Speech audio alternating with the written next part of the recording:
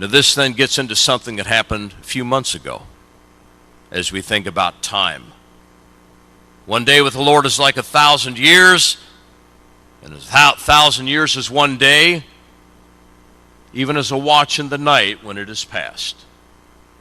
All of a sudden, I'm not some naive 20 or 25-year-old kid believing that I was changing the world by helping Ronald Reagan get elected President of the United States.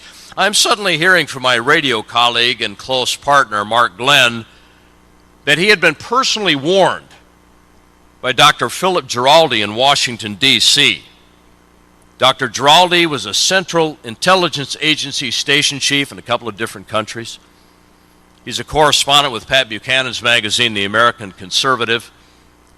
He heads up something called the Council for the National Interest, which agrees with Mark Glenn and Mark Dankof and Mike Piper and Hisham Talawi that supporting the Zionist lobby is not in the national interest of the United States. It's to the detriment of the national interest of the United States, the true national interest, and it's to the detriment of average people like you and me who claim rightly to be Americans. What was Dr. Giraldi's message to Mark Glenn? That this last presidential election might in fact be the last one. That he saw many dangerous developments just out there on the horizon, not too far away. And that he, Dr. Philip Giraldi, didn't care who knew it. He didn't care if we talked about this in the radio. He's thinking of becoming a long-term American expatriate in South America someplace. And he said, you know Mark Glenn, you know Mark Dankof, you know Mike Piper, might not be a bad idea if you guys think about going somewhere to Latin America. Because with your political profiles and the things that you're saying and the things that you're urging people to consider, you guys and I might be among the first people rounded up in a new wave of totalitarian zealotry that might make what happened after 9/11 child's play by comparison. And so that's why in these last couple of years I went to see Matthias Chang in Malaysia last year, checked out South Africa this year, did some radio work over there, was involved in some things related to a Lutheran church ministry there for a couple of weeks in Durban to kind of see what it was like in South Africa. I then at some point will probably in the next year or two, if I even have that much time, time's a precious commodity, might try to check out a couple of places in Latin America. Because this thing has reached a point where a guy with my skin color, an Orthodox Christian of German Lutheran background, an anti-communist, a pro-life Christian, someone who supports traditional marriage, someone who believes in the American Constitution and the Bill of Rights and all that represents, and whose father was a long-standing member of the American military and national security communities, has suddenly been told by someone else who fits some of those demographics, Dr. Philip Giraldi, that maybe we'd better get out of Dodge because the United States of Israel is potentially knocking at the door.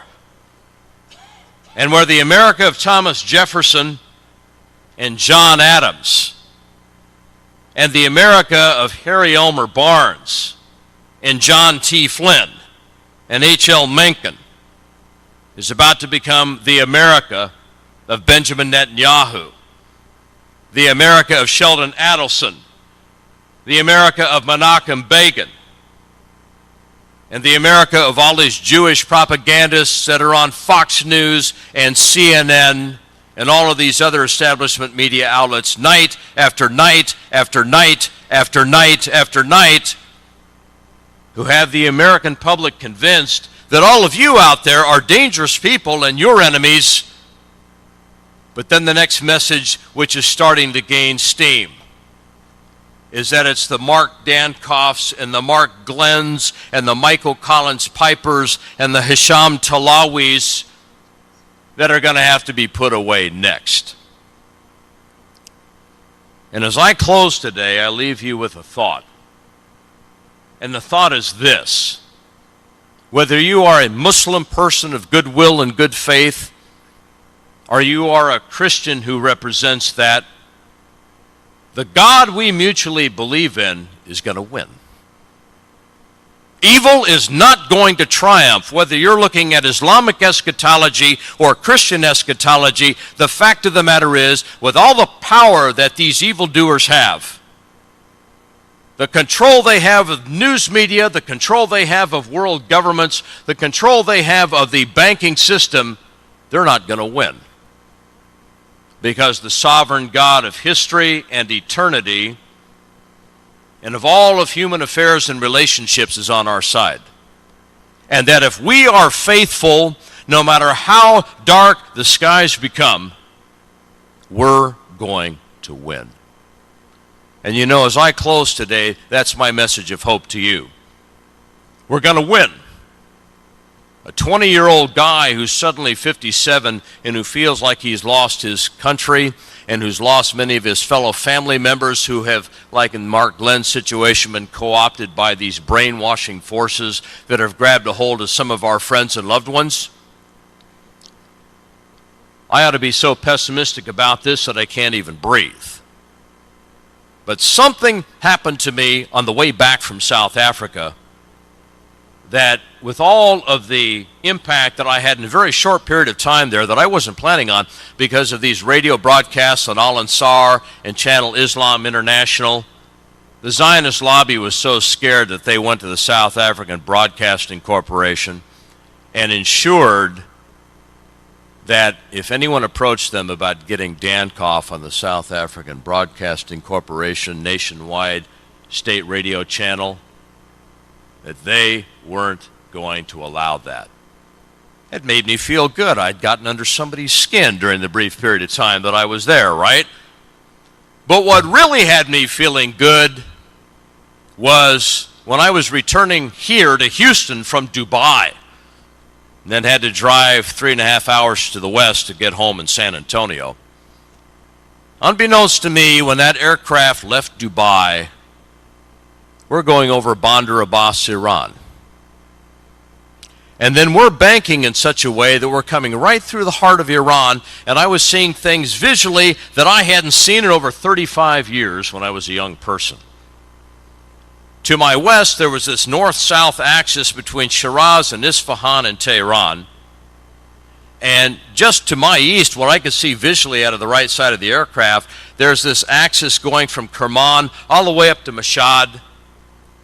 And as we're coming through the very heart of Iran, and I'm seeing all that familiar landscape with the low-level desert sands interspersed with beautiful jagged mountains and occasional mountains that had snow caps on them.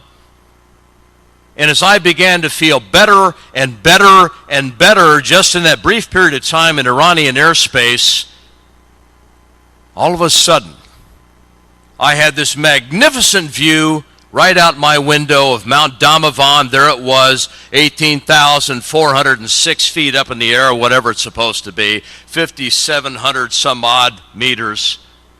This beautiful view of Mount Damavand and the surrounding valley. I had this majestic view of Lar Valley where my late father and I used to go fishing every year when I would be over there visiting him in Tehran.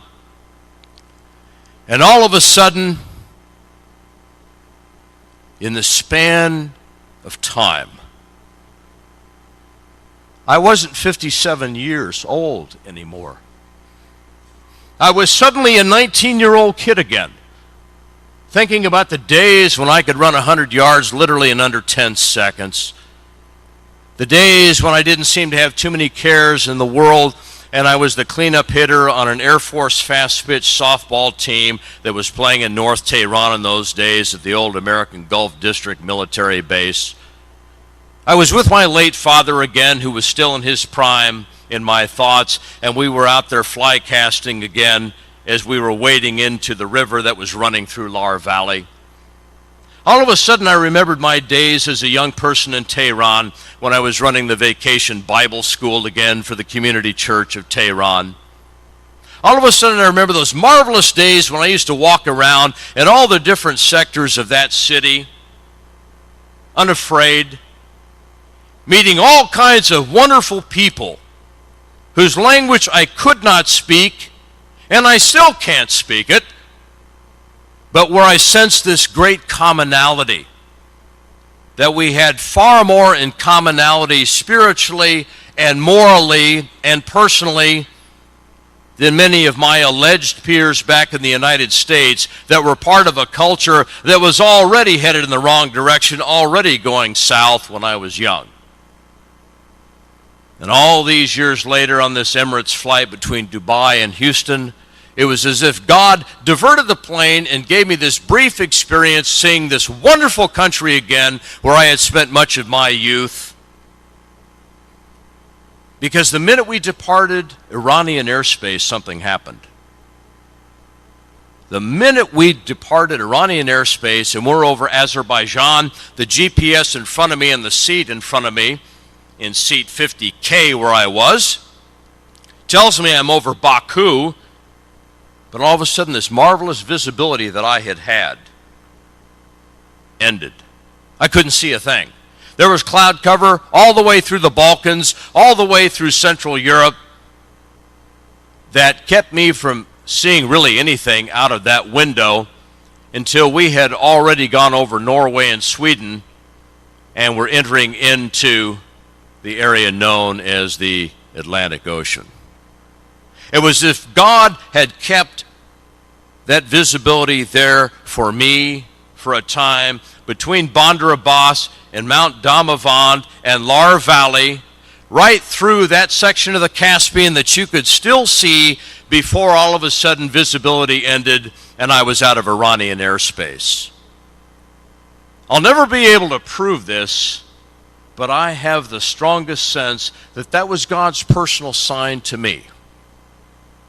That despite the fact that I've wondered if my life was over, wondering if I had ever accomplished anything with anything I'd ever tried to do, up to and including my work with people like Mark Glenn, Hisham Talawi, which financially, personally, and politically has often gone absolutely nowhere. And we talked about this last night at Denny's.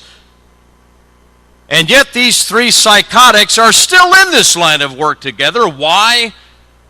Because try as we might to get away from this, it's like God won't let us. He won't let this Roman Catholic over here or this Sunni Muslim guy over here, this Palestinian guy who's supposedly my enemy. He won't let these guys or me, the German Lutheran who used to just love the Republican Party and Ronald Reagan, he won't let any of us go. We are in this fight to the finish. And that brief visual I had of Iran again out of that Emirates Airlines window going from Dubai and Houston told me something. Hang in there, God is saying to all of us, because you're not on the losing team, even though it feels like it. You've already won. The fruits of that victory are yet future. And for the remaining Christians of the West who've not been bought off by Zionist influence and money and worldly prestige, and for Islamic peoples presently involved in a great struggle with these same forces that have largely already destroyed my culture and Mark Glenn's, we're going to win. You're going to win. I'm going to win. People like us of goodwill around the world are going to win. Why? Because the great God of history, the great God of our lives, who knew us before we were even conceived in our mother's wombs, who knew our names, who knew every aspect of our lives, and who had commissioned us to be used in his purposes in history, he's conveying to us that the victory is ours. And that despite every illusion that we've lost, we haven't, that good and great and marvelous things are just ahead for you and me as God uses us together in history with the widely differing backgrounds that we have to bring something to pass together that is going to precede the end of history and the beginning of our lives together with God in eternity. One day with the Lord is like 1,000 years. 1,000 years as one day, or as a watch in the night when it is past. God bless you.